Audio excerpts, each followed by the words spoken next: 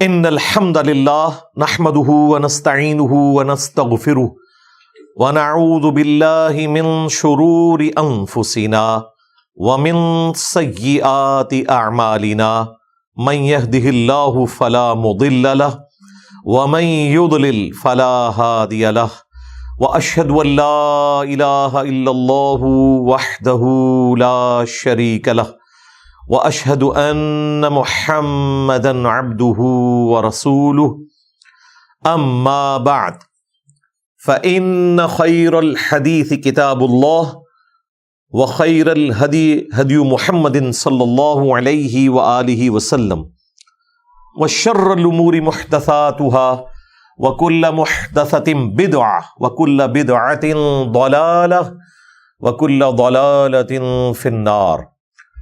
اعوذ باللہ السمیع العلیم من الشیطان الرجیم من ہمزہ ونفخہ ونفثہ بسم اللہ الرحمن الرحیم رب اشرح لی صدری ویسر لی امری واحلل عقدۃ من لسانی یفقہوا قولی. بسم اللہ الرحمن الرحیم ان اللہ وملائکتہ یصلون علی النبی یا ایہا الذین آمنوا صلوا علیہ وسلموا تسلیما. اللہم صل علی محمد وعلی آل محمد کما صلیت علی ابراہیم وعلی آل ابراہیم انک حمید مجید. اللہم بارک علی محمد وعلی آل محمد کما بارکت علی ابراہیم وعلی آل ابراہیم انک حمید مجید. ربنا آتنا فی الدنیا حسنہ وفی الآخرۃ حسنۃ وقنا عذاب النار. ربنا آتنا من لدنک رحمہ وہیئ لنا من امرنا رشدا. لا الہ الا انت سبحانک انی کنت من الظالمین. حسبنا اللہ ونعم الوکیل. یا حی یا قیوم برحمتک استغیث ولا حول ولا قوة الا باللہ العلی العظیم. آمین. الحمدللہ آج 16 فروری 2025 کو سنڈے کے دن ہماری قرآن کلاس نمبر 209 کی اسٹوڈیو ریکارڈنگ ہونے جا رہی ہے. پچھلی دفعہ قرآن کلاس نمبر 208 کنکلوڈ ہوئی تھی سورہ مریم کی آیت نمبر 21 پر، جہاں پر حضرت جبرائیل علیہ السلام نے آ کر انسانی شکل میں سیدہ مریم سلام اللہ علیہا کو بشارت دی ایک بچے کی جو معجزانہ طور پر پیش ہوگا، اور اللہ کا پیغام دیا کہ ہم آپ کو اور آپ کے اس بچے کو جہان والوں کے لیے نشانی بنانے لگے ہیں، اور اللہ کے ہاں یہ فیصلہ ہو چکا ہے. یہاں پر آیت نمبر 21 کنکلوڈ ہوئی تھی. آج انشاءاللہ تعالی اس سے آگے ہم چلیں گے. اعوذ باللہ من الشیطان الرجیم بسم اللہ الرحمن الرحیم. فحملتہ، تو وہ اس کے ساتھ پریگنٹ ہو گئیں، حاملہ ہو گئیں، یعنی کہ حضرت عیسیٰ ابن مریم کو معجزانہ طور پر اللہ تعالیٰ نے روح پھونک کر، جیسا کہ اس کی شان کے لائق ہے، رحم مادر میں ایک جنین کی شکل میں رکھ دیا. پھر اس کے بعد انہوں نے 9 مہینے کا پیریڈ گزارا جو ایک نیچرل پروسیس ہے. فانتبذت بہ مکانا قصیا، تو وہ اس بچے کو لے کر ایک دور کی جگہ پر چلی گئی. ظاہر ہے کہ وہاں پر جو پریگنینسی کے دوران تکلیف اٹھانی پڑتی ہیں ایک عورت کو، تو وہ ایک سمبل ہوتا ہے جس سے لوگ جج کر لیتے ہیں، اور وہ تو وہاں پر عبادت کر رہی تھی، لوگوں نے طرح طرح کی باتیں کرنی تھی. تو آپ کو اللہ تعالیٰ کی طرف سے یہ چیز القاء کی گئی کہ اب آپ اس جگہ کو چھوڑ کر کسی دور بیابان جنگل میں چلے جائیں.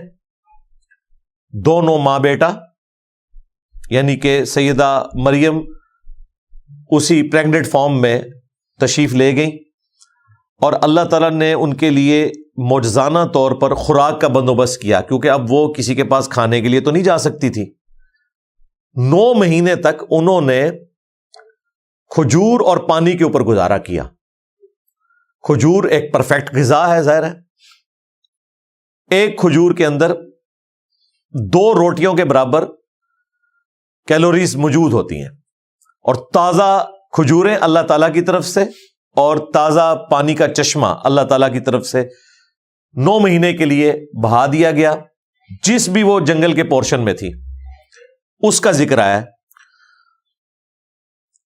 فَأَجَاءَهَا الْمَخَاضُ إِلَى جِذْعِ النَّخْلَةِ، پس وہ جو پریگنینسی کا درد تھا، وہ تکلیف انہیں لے آئی ایک کھجور کے تنے کے پاس۔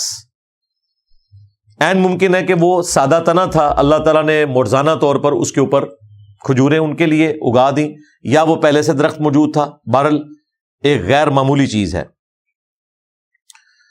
تو وہ اس درخت کے ساتھ ٹیک لگا کے بیٹھ گئی۔ اب انہوں نے اپنی تکلیف کا اظہار کیسے کیا؟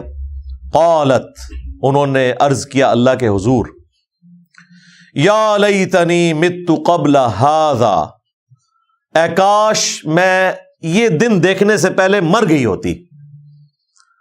وَكُنْتُ نَسْيًا مَنْسِيًّا، اور میں بالکل ایسی ہو جاتی کہ لوگ جسے فراموش کر دیں، لوگ مجھے جانتے بھی نہ کہ مریم نام کی کوئی عورت بھی دنیا میں موجود تھی، مجھے یہ دن نہ دیکھنے پڑتے۔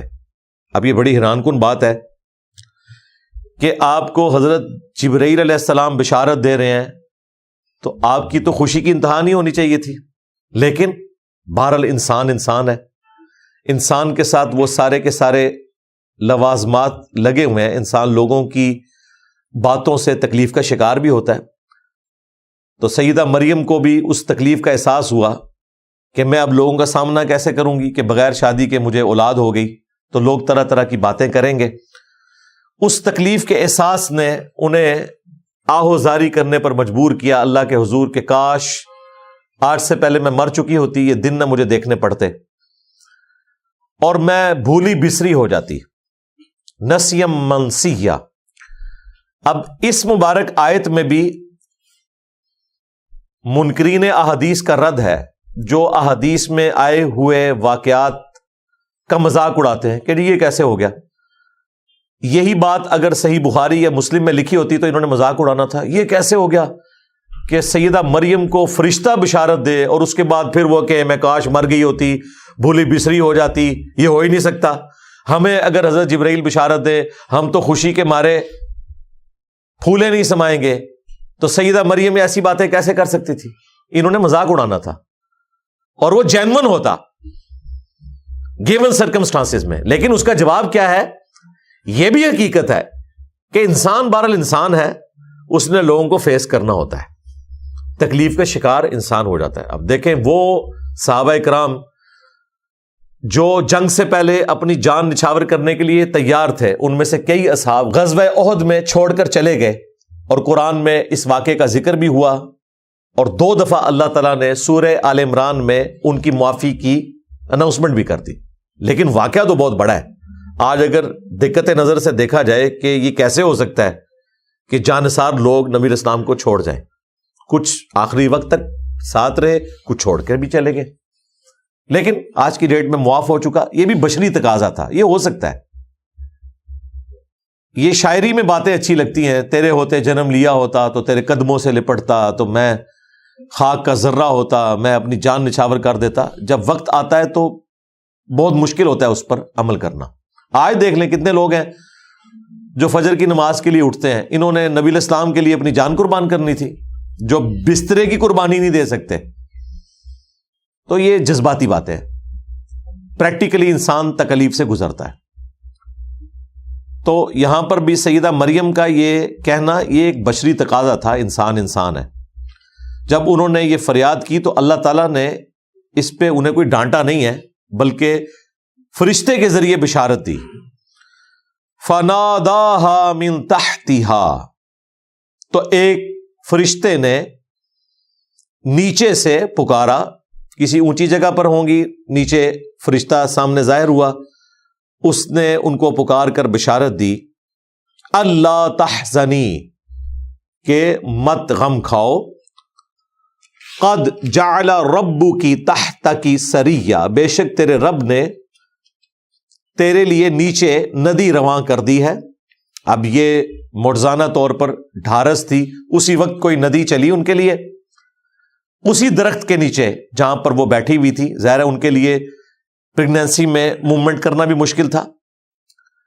اور دیکھیں دوسرا معجزہ یہ ظاہر ہوا، وَهُزِّي إِلَيْكِ بِجِذْعِ النَّخْلَةِ، اور یہ جو کھجور کا تنا ہے نا، اس کو اپنی طرف ہلاؤ۔ اب مجھے بتائیں، بڑا آدمی بھی کسی کھجور کے تنے کو نہیں ہلا سکتا، تو عورت کیسے ہلائے گی؟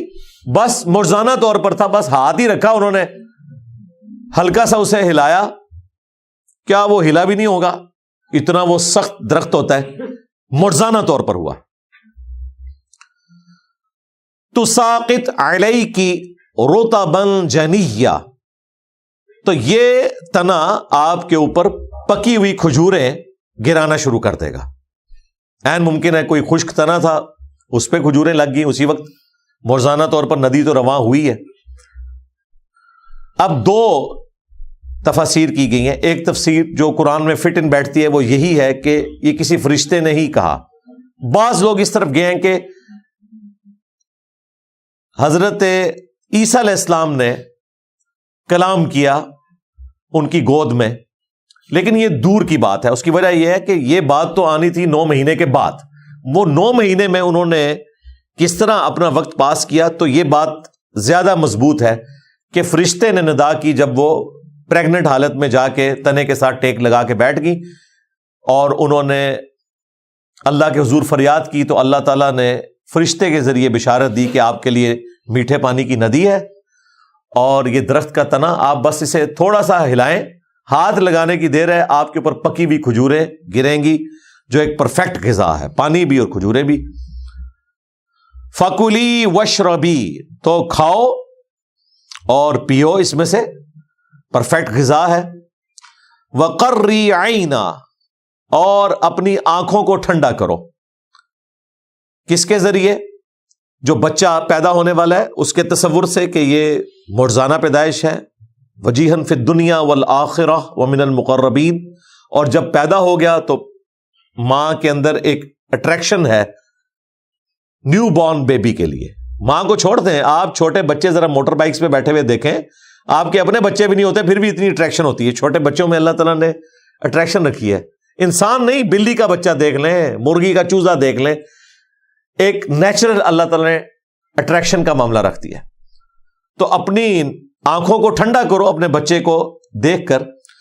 فَإِمَّا تَرَيِنَّ مِنَ الْبَشَرِ أَحَدًا، اور تم اگر کسی آدمی کو دیکھو، کوئی آدمی نظر آئے جو تمہارا جاننے والا ہو، اور ظاہر ہے وہ پوچھے گا مریم کب شادی ہوئی اور یہ بچہ کہاں سے آ گیا، کیا چکر ہے، تو تم نے اس کے جواب میں کیا کرنا ہے؟ فَقُولِي إِنِّي نَذَرْتُ لِلرَّحْمَٰنِ صَوْمًا، تو پھر تم نے اس بندے سے کہنا ہے کہ میں نے رحمان کے لیے روزے کی منت مان رکھی ہے۔ فَلَنْ أُكَلِّمَ الْيَوْمَ إِنسِيًّا، تو میں آج کسی انسان سے گفتگو نہیں کروں گی۔ اب یہ حیران کن بات ہے، یہ بات کس طرح کی جائے گی؟ اگر وہ گفتگو کرتی ہیں تو چپ کا روزہ ٹوٹ گیا۔ اب اگر یہ جملہ بخاری شریف میں موجود ہوتا یا میں اپنی ویڈیو میں کہتا تو انہوں نے کہنا تھا دیکھیں اس میں لٹریچر کی غلطی ہے، یہاں ہونا چاہیے تھا کہ تم نے اشارے سے کہنا ہے۔ یہ الفاظ کیوں آئے؟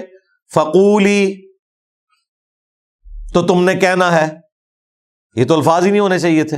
اس طرح لوگ نا بال کی کھال اتارتے ہیں، تو قرآن میں بھی اتاری جا سکتی ہے، لیکن ہم پورے کانٹیکسٹ میں اس کو دیکھتے ہیں کہ پیچھے ایک پریسیڈنٹ سیٹ ہے۔ سیدنا زکریا علیہ السلام کو بھی اللہ تعالیٰ نے فرشتے کے ذریعے کہا تھا کہ آپ بھی 3 راتوں تک کلام نہیں کر سکیں گے مگر اشارے کے ساتھ، ان کی تو زبان بند ہو گئی تھی۔ یہاں پر اللہ تعالیٰ نے کہا کہ تم نے ان سے کہنا یعنی اشارے سے کہنا ہے۔ اس زمانے میں چپ کا روزہ رکھنا جائز تھا، اس شریعت میں حرام ہے۔ میں نے اپنے رب کے لیے منت کا روزہ رکھا ہے تو میں آج کسی انسان سے کلام نہیں کروں گی۔ اب ظاہر ہے اس کے بعد اگلا حکم جو اس میں لکھا نہیں ہوا لیکن انڈرسٹوڈ ہے کہ اگلا اشارہ بھی ملا کہ اب اس بچے کو لے کر ان پادریوں کے پاس یعنی کہ یہودیوں کے مولویوں کے پاس جاؤ۔ یہ اس سے بڑا امتحان تھا۔ جو اکیلے بیٹھی ہوئی رو رہی تھی، اللہ سے فریاد کر رہی تھی کہ میں لوگوں کو کیا منہ دکھاؤں گی، اب پریکٹیکلی وہ لمحہ آ گیا۔ تو وہ ایک مشکل صورتحال تھی ان کے لیے۔ فَأَتَتْ بِهِ قَوْمَهَا تَحْمِلُهُ، تو وہ بچہ اٹھا کر اپنی قوم کے پاس آئیں، گود میں بچہ اٹھایا ہوا ہے۔ اب قوم نے تو مریم کو ایک آئیڈیل پرسنالٹی کے طور پر دیکھا ہے کہ چھوٹی سی بچی ہیکل سلیمانی کے لیے وقف ہے، ہر وقت عبادت کرتی رہتی ہے، اور اینڈ رزلٹ یہ نکلا ہے کہ 16 سال کی بچی ایک چھوٹا سا بچہ اٹھا کر آ گئی ہے، تو لوگوں نے ظاہر ہے اس کے کریکٹر کے بارے میں بات ہی کرنی تھی، یہ نیچرل تھا، اور وہی ہوا۔ قالو، تو وہ علماء کرام بولے، یہودی پریسٹ، یا مریم، اے مریم، لقد جئت شیئا فریا، بے شک تو نے تو بہت ہی برا کام کیا۔ بجائے اس کے کہ کوئی پوچھتے، ڈائریکٹ انہوں نے فتویٰ لگانا شروع کر دیا۔ حالانکہ ان کے پاس پروفیسیز موجود تھی کہ پیغمبر آنے والے ہیں۔ سیدہ مریم کا ایک کریکٹر تھا، انہوں نے ڈائریکٹ 0 سے ملٹیپلائی کر دیا، الزامات لگا کر پھر پوچھا۔ اس کی بجائے یہ بھی پوچھا جا سکتا تھا ڈائریکٹلی کہ یہ بچہ کس کا ہے، ہو سکتا ہے کسی کا بچہ اٹھایا ہو، لیکن انہوں نے خود ہی ایزیوم کر لیا، اگرچہ وہ ازمپشن ان کی درست تھی، لیکن میں ایٹیچیوڈ کی بات کر رہا ہوں۔ یا اخت ہارون، اے ہارون کی بہن، ما کان ابوک امرأ سوء، نہ تو تیرا باپ کوئی برا آدمی تھا، وما کانت امک بغیہ، اور نہ تیری ماں کوئی بدچلن عورت تھی، یعنی تو نیک ماں باپ کی اولاد ہے، تیرا باپ پیغمبر تھا عمران، اور تیری ماں بھی نیک عورت، اور تیرا بھائی ہارون وہ بھی کوئی شریف النفس انسان ہوگا، اس کی طرف منسوب کیا۔ اس کریکٹر میں تیرا کریکٹر نہیں بیٹھتا۔ اب یہاں پر جو آیا یا اخت ہارون، تو بعض لوگوں نے اس پر اعتراض کیا، رسول اللہ کے زمانے میں بھی، آج تک کرسچنز کرتے ہیں۔ مارمری ایمینول جو کرسچن آرتھوڈاکس ہے، ایک پریسٹ آسٹریلیا میں، اس نے قرآن پر، اسلام پر 5 اعتراضات کیے تھے۔ ان میں سے ایک اعتراض یہ تھا، میں نے تفصیلی ویڈیو ریکارڈ کروائی تھی، reply to Christian bishop Mar Mari Emmanuel. 5 blames اس نے لگائے تھے، میں نے جواب دیا تھا۔ ایک یہ ہے کہ جی ہارون علیہ السلام اور عیسیٰ علیہ السلام میں تو 1000 سال کا فاصلہ ہے، تو سیدہ مریم ہارون کی بہن کیسے ہو گئی؟ یہ تو ہسٹوریکل مسٹیک ہے قرآن میں۔ انہوں نے بھی پادریوں کی طرح ایزیوم کر لیا کہ قرآن کو یہ زمانی ترتیب ہی نہیں پتا، حالانکہ قرآن حکیم میں سورہ آل عمران میں، سورۃ المائدہ میں انبیاء کی زمانی ترتیب کا بھی ذکر ہوا ہے، سورۃ الحدید میں بھی کئی جگہ، جس میں اللہ تعالیٰ نے ترتیب کے ساتھ بیان کیا کہ ہم نے ابراہیم علیہ السلام کو، پھر ان کی اولاد میں سے اسحاق، اور ان کی اولاد کو پیغمبری عطا فرمائی، اور پے در پے رسول آتے رہے، یہاں تک کہ عیسیٰ ابن مریم کو ہم نے بھیجا، اور اس میں موسیٰ علیہ السلام، ہارون علیہ السلام کا بھی ذکر ہے۔ قرآن تو خود کہہ رہا ہے کہ ان کا زمانہ ایک نہیں ہے، تو قرآن تو یہ غلطی کر ہی نہیں سکتا تھا نا کہ اس سے مراد وہ ہارون لیا جاتا جو موسیٰ علیہ السلام کے بڑے بھائی تھے۔ قرآن تو خود کہہ رہا ہے کہ ان کے درمیان اتنا فاصلہ ہے۔ 2 نمبری کرتے ہیں، یہ آیت اٹھاتے ہیں اور کہتے ہیں قرآن کو تو ہسٹری کا نہیں پتا، دوسری جگہ سے آیات اٹھائیں، قرآن تو خود بتا رہا ہے۔ تو اس کا جواب یہ ہے، صحیح مسلم میں حدیث ہے، مغیرہ ابن شعبہ کہتے ہیں میں نجران گیا تھا، وہاں کرسچنز تھے اور وہی تھے جو بعد میں آئے بھی تھے مباہلے کے لیے.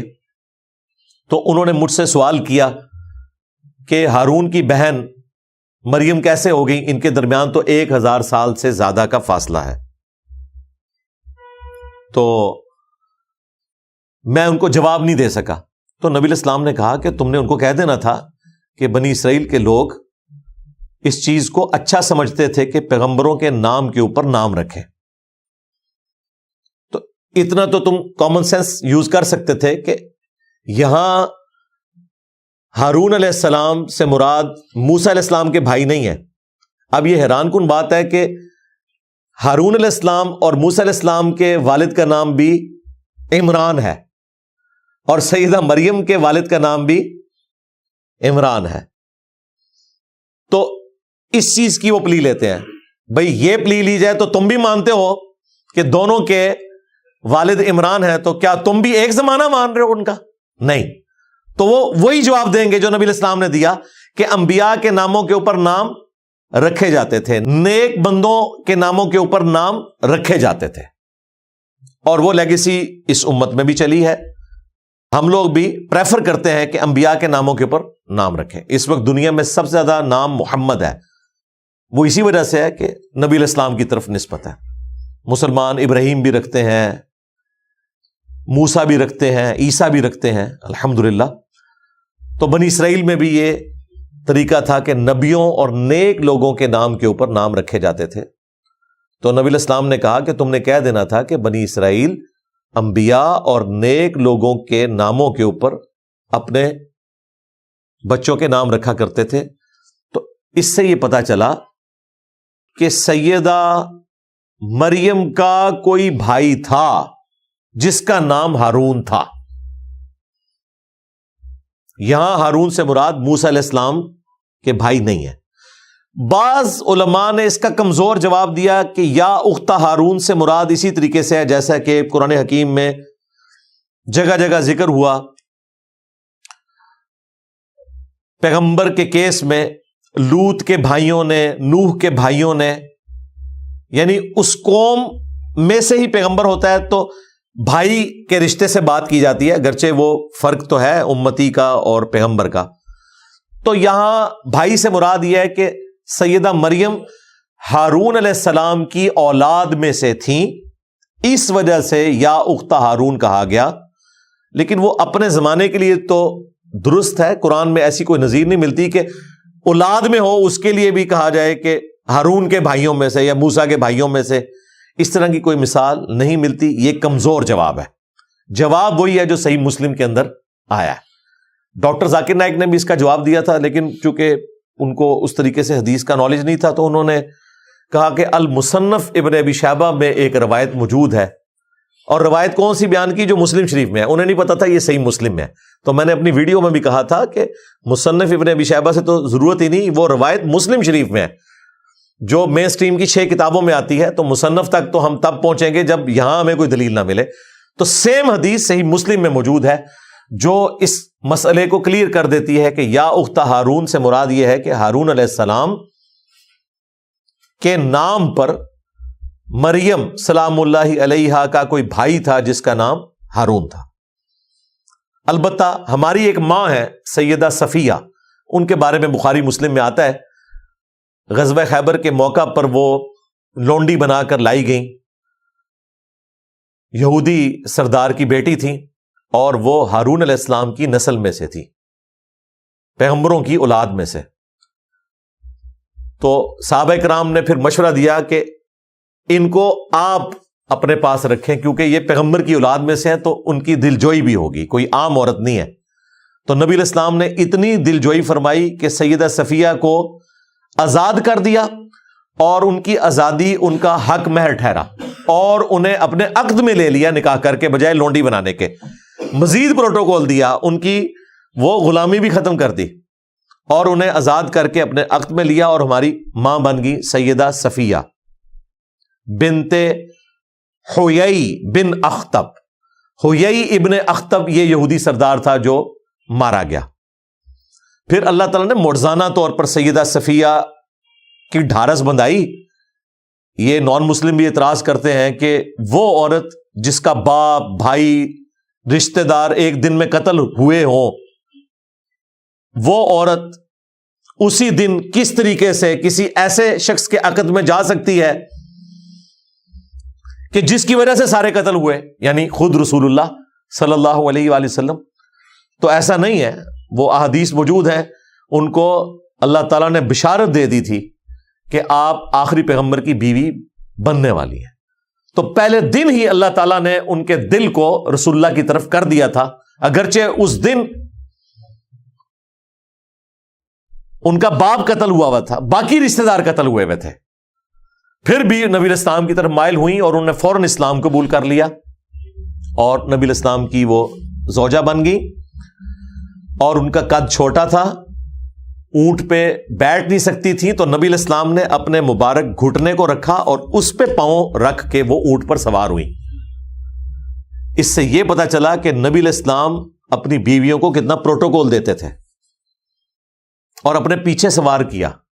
یہاں کراچی کے ایک مفتی نے بات کی تھی کہ جی وہ موٹر بائک کے پیچھے ایک ٹانگ ادھر کر کے اور ایک ٹانگ ادھر کر کے بیٹھنا، یہ عجیب سی، پھر بڑے اس نے عجیب و غریب غلیظ قسم کے الفاظ استعمال کیے تھے۔ تو میں نے کہا تھا کہ اللہ کے بندے، یہ تو سنت ہے۔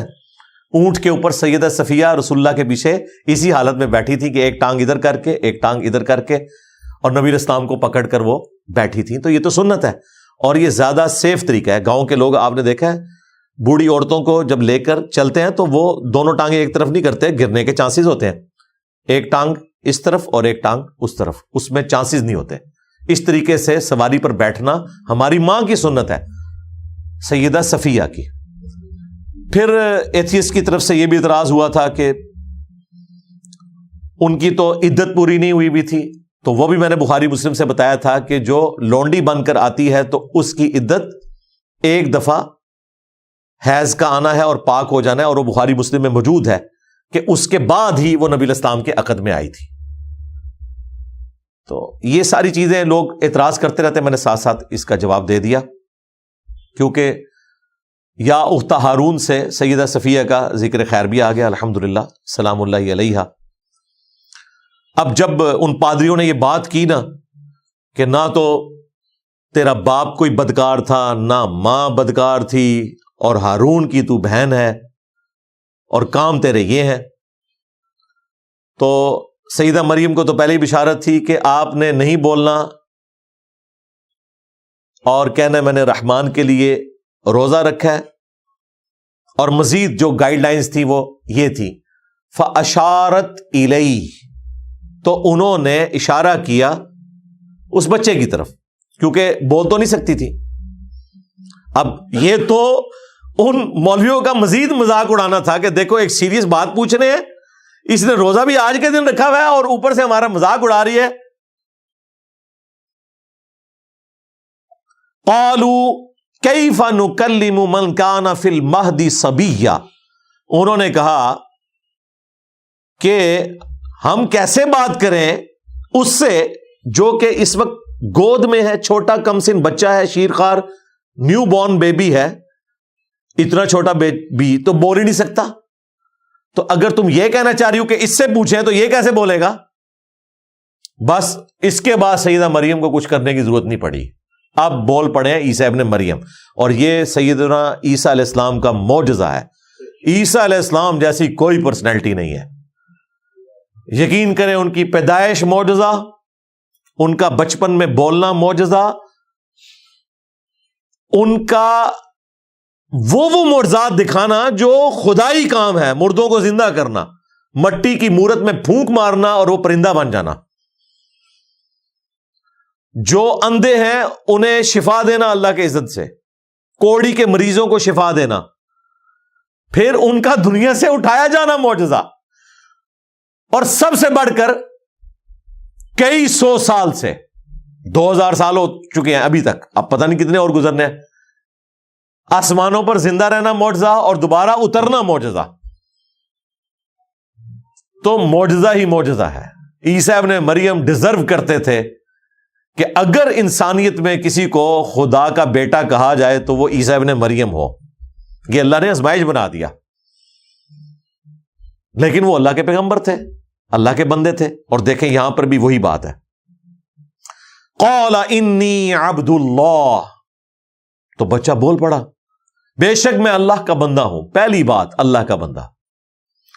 آتانی الکتاب، اس نے مجھے کتاب دی ہے انجیل.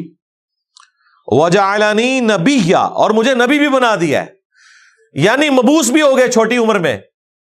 ویسے تو عموماً 40 سال کی عمر میں انبیاء کو مبعوث کیا جاتا ہے، میچورٹی کی ایج میں. موسیٰ علیہ السلام ہمارے پیغمبر صلی اللہ علیہ وآلہ وسلم 40 سال کی عمر میں مبعوث ہوئے، اللہ کی حفاظت میں تھے لیکن مبعوث 40 سال کی عمر میں. اور یہاں پر نیو بورن بیبی مبعوث بھی ہو گیا ہے اور گفتگو کر رہا ہے. وَجَعَلَنِي مُبَارَكًا أَيْنَمَا كُنْتُ، اور اس نے مجھے بابرکت بنایا ہے میں جہاں بھی چلا جاؤں. تو جناب آپ رومن امپائر جو بت پرست تھے ان کی حکومت میں اگر بادشاہت تھی تو عیسیٰ ابن مریم کی تھی.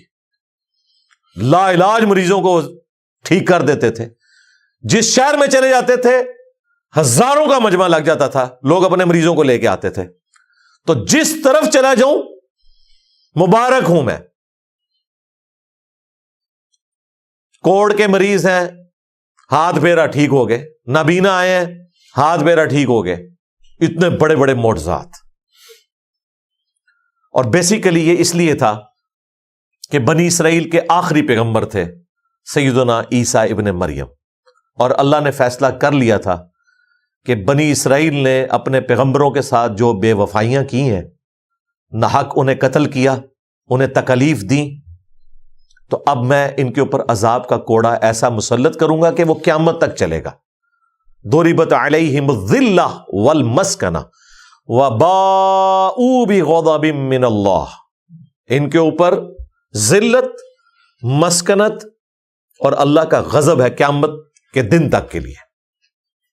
بلکہ یہاں تک آیا قرآن میں کہ تاریخ میں ایسے لوگ آتے رہیں گے جو تم پر اللہ کی طرف سے عذاب مسلط کرتے رہیں گے. ہٹلر کی شکل میں عذاب مسلط ہوا کیونکہ انہوں نے اپنی روش نہیں چھوڑی. یہ واحد کیس ہے کہ پیغمبر آیا ہے مسلمانوں کی طرف، ورنہ انبیاء کرام رسول آتے تھے کافروں کی طرف.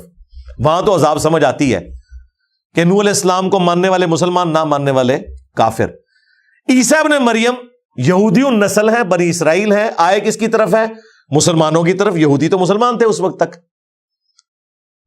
لیکن ان مولویوں نے، پادریوں نے، مولوی اس لیے کہ مسلمانوں کے تھے، ان کو ماننے سے انکار کر دیا کیونکہ وہ ان کی غلطیاں نکالتے تھے کہ حرام خوریاں چھوڑو. وہ آپ مریم مقدس فلم دیکھیں، اور ایک اور فلم ہے یسوع مسیح کے اوپر، وہ بھی کئی اقساط کے اوپر ہے، ایران والوں نے بنائی ہے. اس میں آپ یہ منظر دیکھیں گے، وہ جہاں جاتے ہیں لوگ پہنچ جاتے ہیں، اور پھر بیت المقدس میں جب عیسیٰ ابن مریم جاتے ہیں اور دیکھتے ہیں کہ وہاں پہ جناب سودی لین دین ہو رہا ہے، مسجد کو بازار بنایا ہوا ہے، تو ان کی حمیت جاگ اٹھتی ہے. وہ سب کی ٹیبلز اکھاڑ کے پرے پھینکتے ہیں، ہر چیز تتر بتر کر دیتے ہیں اللہ کی حمیت کی وجہ سے. اور وہاں کھڑے ہو کر پھر وہ توحید کا خطبہ دیتے ہیں کہ تم ابراہیم کے ماننے والے ہو. ابراہیم تو یہ کچھ نہیں کرتے تھے، ابراہیم کا نام بیچ رہے ہو تم.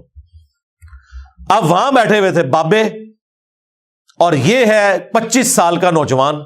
کہاں سے وہ دعوت قبول کرے؟ ان کے قتل کے فتوے جاری کیے، اللہ تعالیٰ نے انہیں زندہ آسمانوں پر اٹھا لیا. اور پھر اس کے بدلے میں اللہ تعالیٰ نے ان کے اوپر عذاب مسلط کیا، کیونکہ عیسیٰ ابن مریم بنی اسرائیل کے آخری پیغمبر تھے. کسی بھی بنی اسرائیل کے یہودی کو، یعنی کہ اس وقت کے مسلمان کو، شک بھی نہیں رہا اس بات میں کہ یہ پیغمبر ہیں یا نہیں. سب نے اتنے بڑے معجزات دیکھ لیے، کوئی انسان کر ہی نہیں سکتا. مردوں کو زندہ کرنا، یہ تو وہ معجزہ ہے جو بنی اسرائیل کے کسی پیغمبر نے نہیں کیا ہوا تھا. یہ معجزہ تو ابراہیم علیہ السلام کے پاس نہیں تھا، کوئی شک نہیں تھا. اس کے باوجود دیکھیں صرف 12 بندوں نے حضرت عیسیٰ ابن مریم کی دعوت کو قبول کیا. یہودیوں نے دعوت قبول نہیں کی. دشمنوں کے ڈیزرو کرتے تھے کہ ان کے اوپر ذلت مسلط کر دی جائے قیامت کے دن تک کے لیے، اور وہ مسلط ہے. اس لیے اللہ تعالیٰ کا جتنا غصہ یہودیوں کے اوپر ہے نا، کافروں پہ اتنا نہیں ہے. ہے تو یہ بھی کافر لیکن آسمانی مذہب کے ماننے والے ہیں، کیونکہ انہوں نے اپنے پیغمبر کو ماننے سے انکار کر دیا۔ اور یہ دیکھیں، یہ معجزہ وہ اپنی آنکھوں سے دیکھ رہے ہیں کہ ایک شیرخوار بچہ وہ کہہ رہا ہے میں اللہ کا بندہ ہوں، اللہ نے مجھے کتاب دی ہے، مجھے نبی بنایا ہے، مجھے بابرکت بنایا ہے، میں جہاں کہیں بھی جاؤں۔ وَأَوْصَانِي، اور مجھے وصیت کر دی ہے اس بات کی، بِالصَّلَاةِ، کہ نماز ادا کرتے رہو۔ نماز کا ذکر ہر جگہ آتا ہے کہ پیغمبر بھی اپنے آپ کو نماز سے بے نیاز نہیں کر سکتا۔ وَالزَّکَاةِ، اور اللہ کی راہ میں صدقہ اور خیرات کرنے کا، زکوٰۃ دینے کا۔ مَا دُمْتُ حَیًّا، جب تک میں زندہ رہوں میں اپنی ماں کے ساتھ اس نے سلوک کرتا رہوں، میں نماز پڑھتا رہوں، اللہ کی راہ میں خرچ کرتا رہوں۔ ایک دن کی نماز نہیں، ٹوٹل اوبیڈینس اپنے گاڈ کی کروں، یہ مجھے میرے رب نے حکم دیا ہے۔ وَبَرًّا بِوَالِدَتِي، اور مجھے خدمت گزار بنایا ہے اپنی ماں کا۔ پیغمبر ہے لیکن خدمت کر رہا ہے ماں کی، کیوں؟ اس ماں نے تکلیفیں اٹھائی ہیں اس بچے کی خاطر، کتنی باتیں سنی ہیں، اور پریگنینسی کی تکلیف اپنی عفت اور عصمت سٹیک پہ لگا لی، لوگوں نے باتیں کی۔ وَلَمْ يَجْعَلْنِي جَبَّارًا شَقِيًّا، اور مجھے سخت طبیعت کا نہیں بنایا، نہ بدبخت بنایا ہے، یعنی میں نرم مزاج ہوں، اپنی ماں کے ساتھ بھی اس نے سلوک کرنے والا اور عوام الناس کے ساتھ بھی۔ وَالسَّلَامُ عَلَيَّ، اور سلامتی ہو مجھ پر، یوم ولدت، اس دن جس دن میں پیدا ہوا، وَيَوْمَ أَمُوتُ، اور اس دن جب میں الٹیمیٹلی مروں گا، یعنی دنیا میں دوبارہ آنا ہے، اس کے بعد شادی بھی کریں گے، فوت بھی ہوں گے، اس پہ میری الگ سے ویڈیوز ریکارڈ ہیں، اولاد بھی ہوگی۔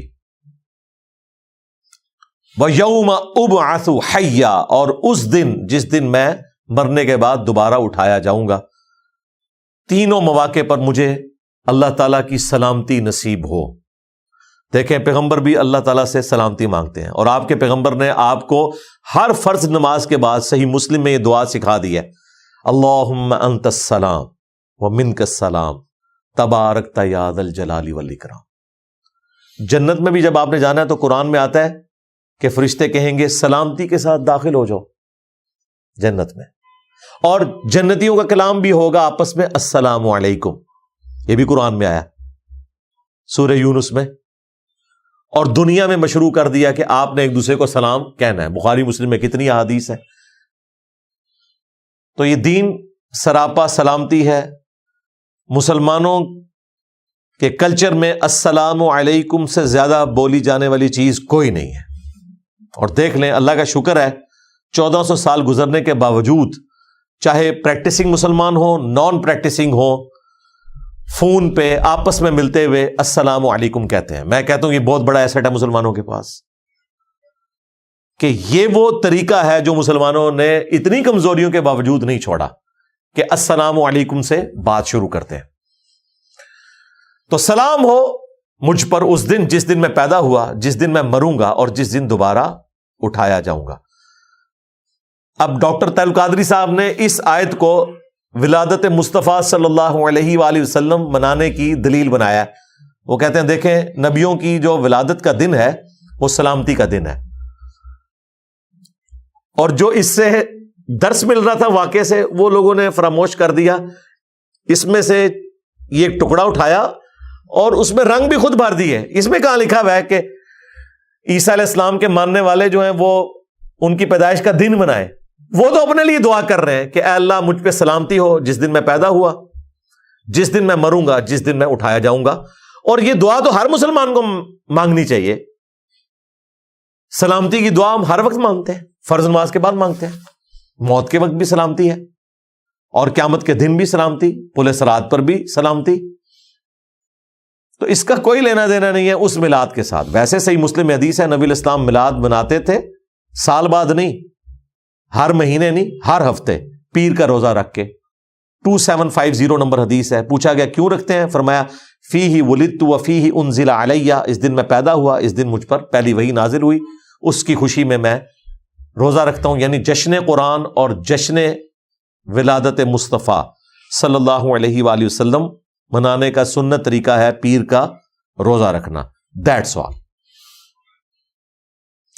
ذالک عیسی ابن مریم، یہ ہیں عیسیٰ ابن مریم. قول الحق الذی فیہ یمترون، سچی بات جس میں لوگ جھگڑا کرتے ہیں. یہ ہے سٹیٹس عیسیٰ ابن مریم کا. جھگڑا کیا کرتے ہیں؟ کہتے ہیں خدا کا بیٹا ہے، چونکہ مرزانہ طور پر پیدا ہوئے، روح من ہے. تو اللہ تعالیٰ نے کہا کہ یہ پوری سٹوری ہے، اس طرح وہ پیدا ہوئے، اس کے پیچھے اللہ کا ڈیوائن پلان یہ تھا. ان کا سٹیٹس یہ ہے کہ وہ اللہ کے بندے ہیں. سورہ آل عمران میں آیا کہ عیسیٰ کی مثال اللہ کے حضور آدم کی سی ہے. کن فیکون کر کے جس طرح آدم کو پیدا کیا، عیسیٰ کو بھی پیدا کر دیا. اور حیران کن بات ہے، کرسچنز آدم علیہ السلام کو اللہ کا بندہ ہی مانتے ہیں، حالانکہ وہ بڑے گاڈ ہونے چاہیے. عیسیٰ علیہ السلام نے تو ماں کے پیٹ میں 9 مہینے گزارے، والدہ بھی ہیں، صرف والد نہیں ہے. اور حضرت آدم وہ ہیں جن کی والدہ بھی نہیں اور والد بھی نہیں.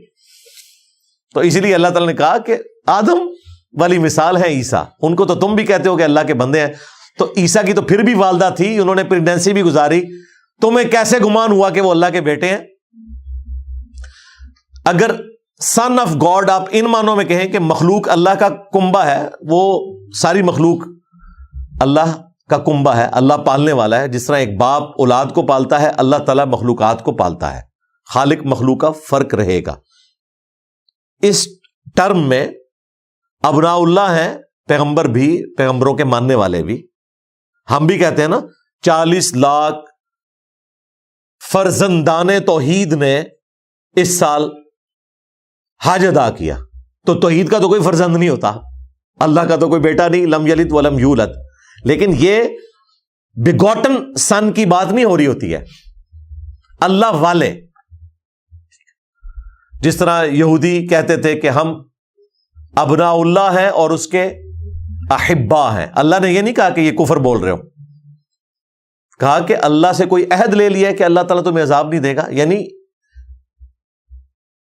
بنی اسرائیل کی ٹرمالوجی میں ابناء اللہ والی جو ٹرم ہے وہ ان معنوں میں ہے کہ خالق اور مخلوق کا فرق ہے، محاورتاً بات ہے، ولد نہیں ہے، بیگوٹن والا سلسلہ نہیں ہے. ما کان للہ ان یتخذ من ولد، اللہ کی یہ شان نہیں کہ وہ اپنے لیے اولاد چنے.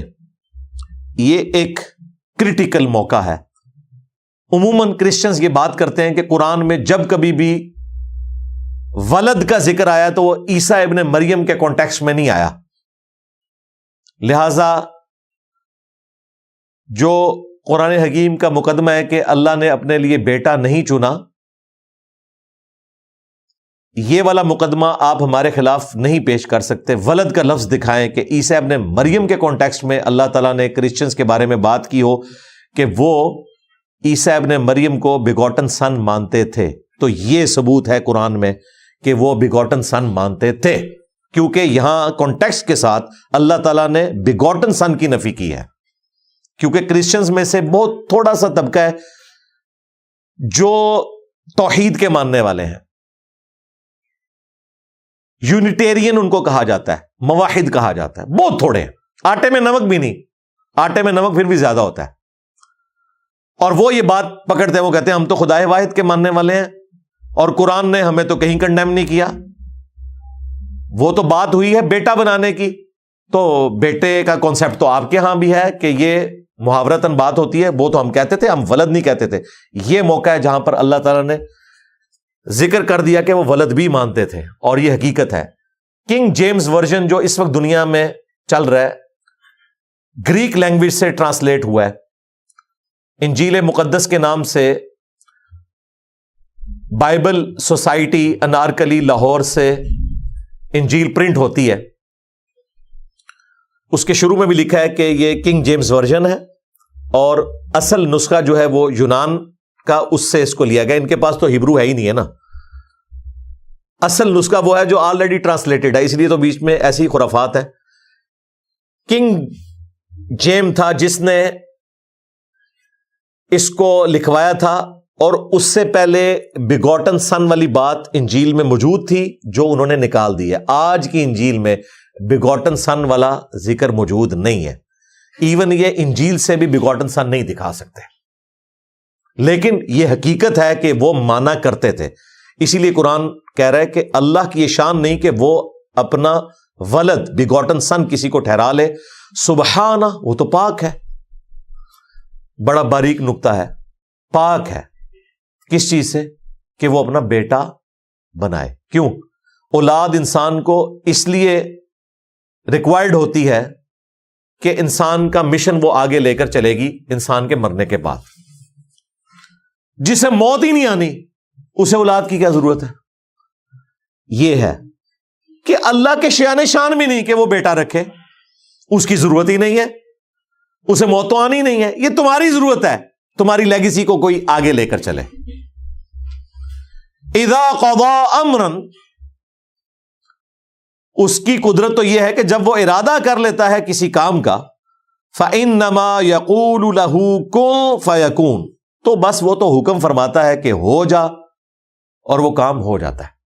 اب یہ حکم فرمانا کہ ہو جا تو وہ کام ہو جاتا ہے، یہ اس طرح نہیں ہے جس طرح ہم بولتے ہیں۔ اللہ تعالیٰ کی جو صفات ہیں ان کی کوئی ہم مثال بیان نہیں کر سکتے۔ لیس کمثلہ شیء، اللہ کی مثال کوئی شے نہیں، وہو السمیع البصیر، وہی سننے والا ہے، دیکھنے والا ہے۔ ہم بھی سننے والے دیکھنے والے ہیں، لیکن اس طرح نہیں ہے۔ اللہ تعالیٰ کے لیے آپ کان کی یا آنکھوں کی مثال نہیں دے سکتے، جیسا کہ اس کی شان کے لائق ہے۔ وَإِنَّ اللَّهَ رَبِّي وَرَبُّكُمْ، اور بے شک اللہ تعالیٰ میرا بھی رب ہے اور تمہارا بھی رب ہے۔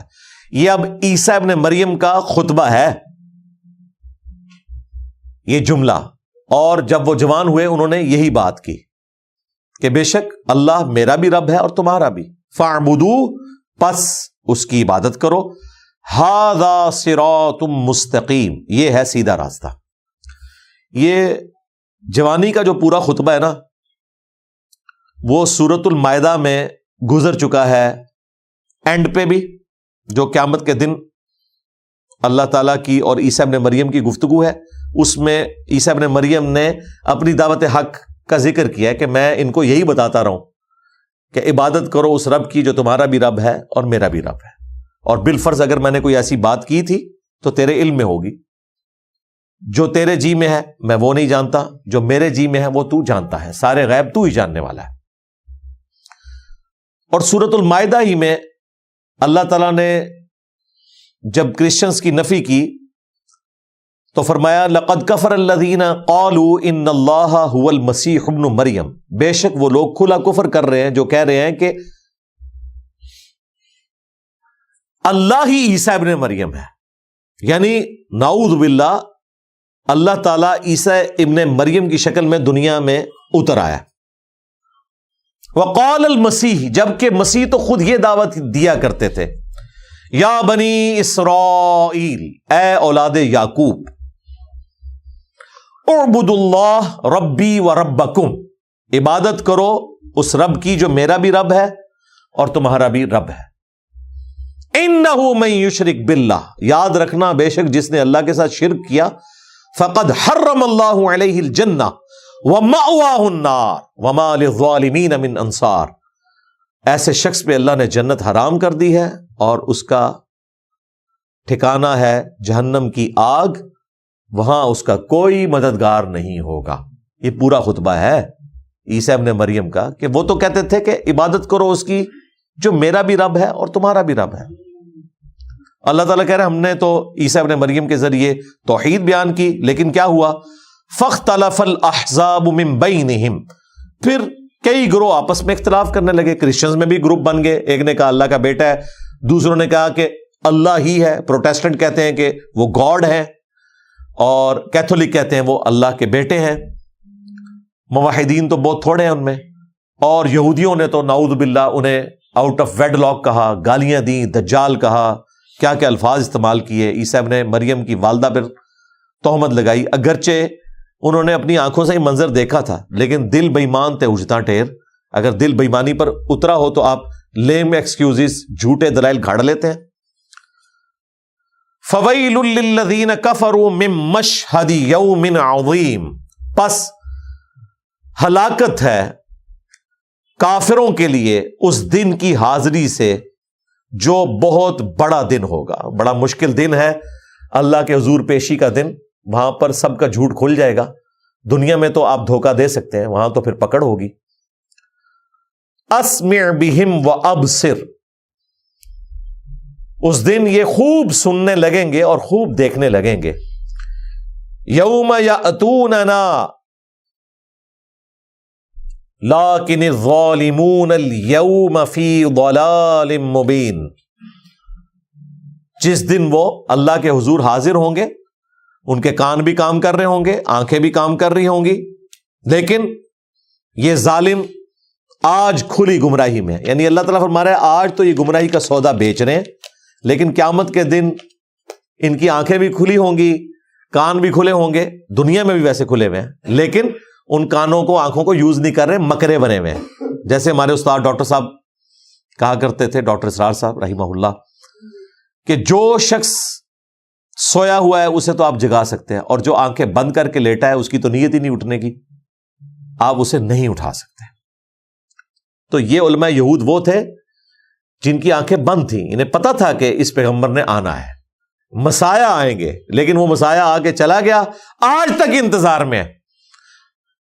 اب جب جھوٹا مسایہ آئے گا، مسیح الدجال، یہ ہے یسوع مسیح عیسیٰ ابن مریم، وہ ہوگا مسیح الدجال، دجل کرنے والا مسیح، کیونکہ کرتب تو وہ بھی دکھا لے گا، یہ تو معجزات ہیں، اس کو بھی اللہ تعالیٰ طاقتیں دے گا، بارش برسائے گا، مردے کو زندہ بھی کر دے گا، اس کو یہ پھر اپنا پیشوا مان لیں گے. اور جو اصل میں مسایہ تھا وہ آ کے چلا گیا، اس کی قدر نہیں کی، وہ مسایہ اب آئے گا ان کے مسائے کو قتل کرنے کے لیے. اور یہ حکمت ہے. عیسیٰ ابن مریم کے بارے میں لوگ پوچھتے ہیں کہ انہوں نے ہی کیوں دوبارہ دنیا میں آنا ہے؟ اس لیے کہ رسولوں کے کیس میں ہمیشہ قومیں جب ہلاک ہوتی تھیں تو رسولوں کے سامنے رسولوں کو وہ عذاب دکھایا جاتا تھا کہ یہ آپ کے منکر تھے، دیکھیں ان پر ہمارا عذاب آیا. عیسیٰ ابن مریم نے اپنے مخالفین کو ہلاک ہوتے نہیں دیکھا. یہ واحد کیس ہے کہ پیغمبر کو اللہ نے اٹھا لیا، ورنہ ہوتا تھا کہ پیغمبر اور ان کے ماننے والے بچا لیے جاتے تھے. نوح علیہ السلام ان کے ماننے والے، لوط علیہ السلام ان کی ماننے والی بیٹیاں، شعیب علیہ السلام کے ماننے والے، اور ان کی نگاہوں کے سامنے ان کی قوم کو برباد کر دیا جاتا تھا، آسمان سے عذاب آتا تھا. عیسیٰ علیہ السلام کے کیس میں بھی ایسا ہونا چاہیے تھا، لیکن ایسا نہیں ہوا. عیسیٰ علیہ السلام کو اللہ نے اٹھا لیا. اب عیسیٰ علیہ السلام آئیں گے اور عذاب کی آخری قسط بنو اسرائیل کو اپنے ہاتھوں سے دیں گے، اور اللہ تعالیٰ بنو اسرائیل کو ان کی غلط حرکات کے عذاب کا مزہ چکھائے گا ان کی طرف بھیجے ہوئے آخری پیغمبر عیسیٰ ابن مریم کے سامنے. وہ بنی اسرائیل کے لیے آخری پیغمبر ہے. اتنے بڑے معجزات کے ساتھ آئے، لوگوں نے ان کا انکار کیا. آج تک بڑی حقارت سے نام لیتے ہیں عیسیٰ ابن مریم کا. وہ مسلمان ہیں جو ان کو عزت دیتے ہیں، جیوز تو اتنی سخت نفرت کرتے ہیں. اس کے باوجود دیکھیں یہودیوں کی عیاری اور مکاری ہے کہ وہ ہستی جسے کرسچنز نے اپنا خدا مانا ہوا ہے اس کو وہ دجال کہتے ہیں، نعوذ باللہ، آؤٹ آف ویڈ لاک کہتے ہیں اس کی اصل میں خطا ہے. لیکن ایکا کیا ہوا ہے جیوز نے اور کرسچنز نے مسلمانوں کے خلاف. ویسے تو یہ نیچرل نہیں ہے، یہ سب کچھ ورلڈ وار 1 اور 2 کے بعد ہوا. پہلے تو واقعی ایک دوسرے کو قتل کرتے تھے. جو آج ہم قادیانیوں کے ساتھ سلوک کرتے ہیں نا، اس سے برا سلوک یہودیوں کے ساتھ ہوتا تھا یورپ میں. انہیں اتوار والے دن نکلنے کی اجازت نہیں ہوتی تھی، بڑی بڑی دیواریں تھیں، سائڈ پہ ان کو بستیاں دی ہوئی تھی، وہیں پر وہ اندر ہی رہتے تھے. اور ڈیوڈ سٹار انہوں نے وہ 6 کونوں والا بنانا ہوتا تھا تاکہ دور سے پہچانے جائیں کہ یہ یہودی ہیں. تو کرسچن سے نفرت کرتے تھے. یعنی مسلمان قادیانیوں سے شاید اتنی نفرت نہ کرتے ہوں، اگرچہ کرتے ہیں بڑے لیول کی، اور یقیناً جسٹیفائی ہے، انہوں نے ایک جھوٹے پیغمبر کی نبوت کو مان لیا، ایک دجال کو مان لیا. اس سے زیادہ نفرت کرتے تھے کرسچنز یہودیوں کے ساتھ. یہ تو انہوں نے عیاری اور مکاری اور پیسے کے زور کے اوپر انہیں اپنے قابو میں کر لی ہے. آپ امیجن کریں خدا نہ خواستہ ہمارے پیغمبر کو کسی نے قتل کیا ہو, ہم قیامت تک اس کی نسلوں سے بھی نفرت کریں گے, تھوکیں گے ان کے منہ کے اوپر. تو ان کا وہ پیغمبر نہیں, ان کا خدا قتل کیا ہوا ہے یہودیوں نے. وہ تو یہی کہتے ہیں نا سولی چڑھ گئے, ہمارے نزدیک زندہ اٹھائے گئے. تو اس لیے ان کا ایکا ہو ہی نہیں سکتا تھا. تو عذاب کی آخری قسط آئے گی عیسیٰ ابن مریم کے ذریعے. وَأَنذِرْهُمْ يَوْمَ الْحَسْرَةِ إِذْ قُضِيَ الْأَمْرُ, تو آپ اے محبوب صلی اللہ علیہ وآلہ وسلم انہیں ڈر سنائیے اس حسرت اور ندامت کے دن کا جس دن فیصلہ ہو جائے گا ہر ایک کا. وَهُمْ فِي غَفْلَةٍ وَهُمْ لَا يُؤْمِنُونَ, اور آج یہ لوگ غفلت میں ہیں اور ایمان نہیں لاتے, حق بات کو قبول نہیں کرتے. اِنَّا نَحْنُ نَرِثُ الْأَرْضِ, بے شک ہم ہی وارث ہوں گے اس زمین کے. وَمَنْ عَلَيْهَا, اور جو کچھ اس پر ہے. وَإِلَيْنَا يُرْجَعُونَ, اور تمہیں لوٹ کر ہماری ہی طرف آنا ہے. اس زمین کے مالک ہم ہیں. ظاہر ہے جن یہودیوں نے عیسیٰ ابن مریم کے قتل کے فتوے جاری کیے, انہیں تکلیفیں دی, چلے گئے دنیا سے. اللہ ہی اس زمین کا وارث ہے. اللہ تعالیٰ نے بعد میں مسلمانوں کو یہ زمین عطا فرما دی, اور قرب قیامت میں اللہ تعالیٰ کی طرف سے عذاب کا کوڑا جب یہودیوں پر برسے گا تو عیسیٰ ابن مریم اور ان کے ماننے والوں کو حکومت مل جائے گی. اور الٹیمیٹلی قیامت کے دن تو اللہ ہی بادشاہ ہے. لمن الملک اليوم للہ الواحد القہار, قیامت کا دن اللہ فرمائے گا آج کس کی بادشاہت ہے, کوئی جواب دینے والا نہیں ہوگا. سب انسان, سب پیغمبر, سب جن, سارے فرشتے مر چکے ہوں گے, ایک اکیلا اللہ ہوگا اور اپنی بات کا جواب وہ خود دے گا. آج اس قہار کی حکومت ہے جو سب پر چھایا ہوا ہے, اکیلا قہار چھایا ہوا. پھر اللہ تعالیٰ دوبارہ سے لوگوں کو زندہ کرے گا. الحمدللہ یہاں پر عیسیٰ ابن مریم کا ذکر خیر مکمل ہوا, اور ان کی والدہ سیدہ مریم کا علیہم السلام. سلام علی عیسیٰ سلام علی مریم سبحان ربک رب العزت عما یصفون وسلام علی المرسلین والحمد للہ رب العالمین. انشاءاللہ تعالی اگلی کلاس میں ہم سیدنا ابراہیم علیہ السلام کا ذکر خیر کریں گے سورہ مریم کے اندر. اللہ تعالیٰ سے دعا ہے جو حق بات میں نے کہی اللہ تعالیٰ ہمارے دلوں میں راسخ فرمائے. اگر جذبات میں میرے منہ سے کوئی غلط بات نکل گئی تو اللہ تعالیٰ ہمارے دلوں سے دھو ڈالے, ہمیں معاف بھی فرما دے, ہمیں کتاب و سنت کی تعلیمات پر عمل کر کے دوسرے بھائیوں تک بہنوں تک پہنچانے کی توفیق عطا فرمائے. سبحانک اللہم و بحمدک اشہد ان لا الہ الا انت استغفرک و اتوب الیک وما علینا الا البلاغ المبین. جزاکم اللہ خیرا. آمین.